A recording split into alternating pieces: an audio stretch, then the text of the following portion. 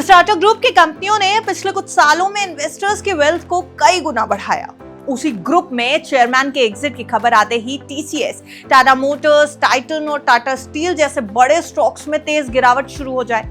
यही हुआ है एन चंद्रशेखरन के टाटा सन्स चेयरमैन के तौर पर फरवरी में टर्म खत्म होने के बाद रीअपॉइंटमेंट नहीं लेने के ऐलान के बाद। अब सबसे बड़ा सवाल सिर्फ ये नहीं है कि चंद्रशेखरन के बाद टाटा ग्रुप का अगला चेयरमैन कौन होगा। असली सवाल ये कि क्या टाटा ग्रुप की कंपनियां वही वेल्थ क्रिएशन जारी रख पाएंगी जो पिछले करीब 9 सालों में देखने को मिला।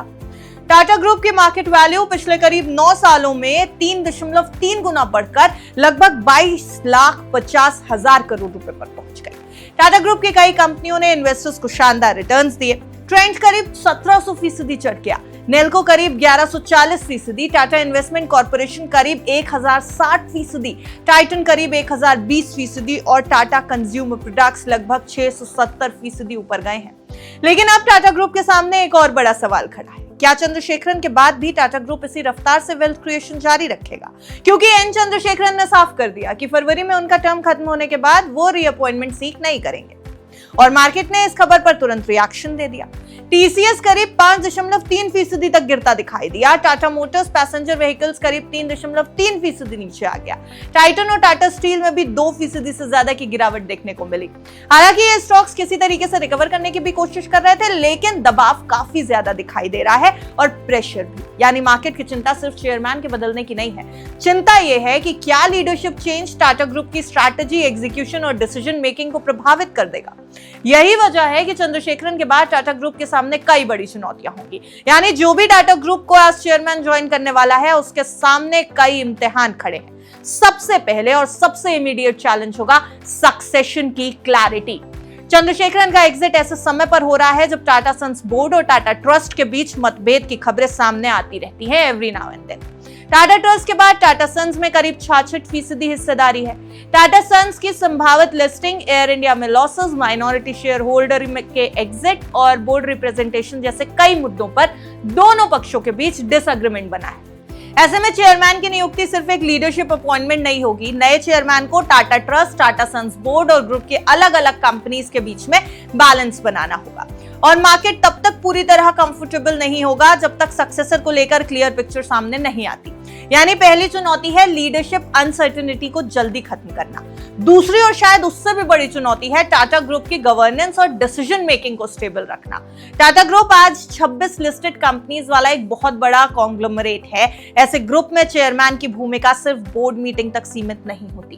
Capital allocation, acquisitions, strategic projects, senior management appointments और अलग अलग बिजनेसेस के बीच कोऑर्डिनेशन, इन सब पर चेयरमैन का प्रभाव होता है। चंद्रशेखरन ने पिछले करीब 9 सालों में टाटा ग्रुप को एक ब्रॉडर स्ट्रैटेजिक डायरेक्शन देने की कोशिश की है। अब नए चेयरमैन को यह देखना होगा कि ये एग्जीक्यूशन मॉडल कमजोर ना पड़े, क्योंकि लीडरशिप ट्रांजिशन के दौरान अगर डिसीजन मेकिंग स्लो होती है तो इसका असर एम्प्लॉइज, लेंडर्स, इन्वेस्टर्स और बिजनेस पार्टनर्स सभी पर पड़ेगा। तीसरी बड़ी चुनौती है टीसीएस। टीसीएस टाटा ग्रुप की सबसे बड़ी लिस्टेड कंपनीज में से एक है और ग्रुप की अर्निंग्स में इसका बहुत इंपॉर्टेंट कंट्रीब्यूशन है। लेकिन अभी टीसीएस खुद एक चैलेंजिंग फेज से गुजर रही है। 2026 में स्टॉक करीब 26.5% नीचे दिखाई दे रहा है। एआई के आने के बाद आईटी सर्विसेज इंडस्ट्री में बिजनेस मॉडल्स तेजी से बदल रहे हैं। क्लाइंट्स अब सिर्फ ट्रेडिशनल आउटसोर्सिंग नहीं चाहते, एआई, ऑटोमेशन, प्रोडक्टिविटी इंप्रूवमेंट और कॉस्ट ऑप्टिमाइजेशन पर फोकस बढ़ रहा है। इसके साथ ग्लोबल आईटी स्पेंडिंग में अनसर्टेनिटी और प्राइसिंग प्रेशर भी तेज है। ऐसे में टाटा लीडरशिप के सामने सवाल होगा कि टीसीएस को अगली ग्रोथ साइकिल में कैसे पोजीशन किया जाए। क्या ट्रेडिशनल आईटी सर्विसेज से आगे बढ़कर एआई लेड सर्विसेज में तेजी लाई जाएगी? क्या मार्जिन्स को प्रोटेक्ट किया जा सकेगा और क्या टीसीएस फिर से मार्केट में ग्रोथ प्रीमियम हासिल कर पाएगी? इसलिए टीसीएस सिर्फ एक टाटा स्टॉक नहीं बल्कि पूरे ग्रुप की अर्निंग्स और इन्वेस्टर सेंटिमेंट के लिए एक बहुत बड़ा टेस्ट साबित होगा। चौथी बड़ी चुनौती है टाटा मोटर्स और Jaguar land rover. Tata Motors ने एन चंद्रशेखरन के एरा में काफी ट्रांसफॉर्मेशन देखा है, लेकिन अभी बिजनेस के सामने कई बड़े चैलेंजेस हैं। टाटा मोटर्स का स्टॉक करीब 360 रुपए के बेस से रिकवरी के बाद हायर लो स्ट्रक्चर बनाने की कोशिश कर रहा है, लेकिन टाटा मोटर्स पैसेंजर व्हीकल्स अभी भी एक्सटेंडेड डाउन ट्रेंड में है और 320 से 335 रुपए का सपोर्ट जोन इंपॉर्टेंट दिखाई देता है। इसके अलावा जेएलआर पर साइबर अटैक ने प्रोडक्शन को काफी ज्यादा प्रभावित किया और बिजनेस पर बढ़ गया है दबाव। ग्लोबल ऑटो इंडस्ट्री में ईवी ट्रांजिशन भी तेजी से हो रहा है, कंपटीशन बढ़ रहा है। चाइना की ईवी कंपनीज ग्लोबल मार्केट्स में अग्रेसिव हो रही हैं। ऐसे में टाटा मोटर्स को simultaneously EV transition, traditional vehicles, luxury segment और ग्लोबल ऑपरेशंस सभी को मैनेज करना होगा। यानी नए चेयरमैन के सामने टाटा मोटर्स की ग्रोथ को सस्टेन करना एक बड़ा चैलेंज रहेगा। पांचवी बड़ी चुनौती है एयर इंडिया। टाटा ग्रुप ने एयर इंडिया को अपने कंट्रोल में लेकर बहुत बड़ा स्ट्रैटेजिक बेट लगाया था, लेकिन एयरलाइन बिजनेस आसान बिजनेस है नहीं। एयर इंडिया को प्रॉफिटेबिलिटी तक पहुंचाना, ऑपरेशनल एफिशिएंसी इंप्रूव करना, सर्विस क्वालिटी बेहतर करना और इंटरनेशनल कंपटीशन का सामना करना, इन सब में समय और कैपिटल लगेगा। इसके अलावा एयर इंडिया को लेकर रेगुलेटरी स्क्रूटनी भी बढ़ गई है। एक बड़े एविएशन एक्सीडेंट के बाद स्क्रूटनी और स्टेक होल्डर एक्सपेक्टेशंस दोनों बढ़ चुके हैं। नए चेयरमैन को यह डिसाइड करना होगा कि एयर इंडिया में कितनी कैपिटल एलोकेशन जारी रखनी है और टर्नअराउंड की टाइमलाइन क्या होगी, क्योंकि अगर लॉसेस लंबे समय तक जारी रहते हैं तो ये ग्रुप की ओवरऑल कैपिटल एलोकेशन पर सवाल खड़े कर सकता है। छठी बड़ी चुनौती है कैपिटल एलोकेशन। ये शायद टाटा ग्रुप के लिए सबसे इंपॉर्टेंट स्ट्रैटेजिक चैलेंज। ईवी से लेकर इलेक्ट्रॉनिक्स, सेमीकंडक्टर एम्बिशंस, एविएशन और कंज्यूमर बिजनेस तक टाटा ग्रुप कई सेक्टर्स में इन्वेस्टमेंट कर रहा है, लेकिन कैपिटल अनलिमिटेड नहीं होता।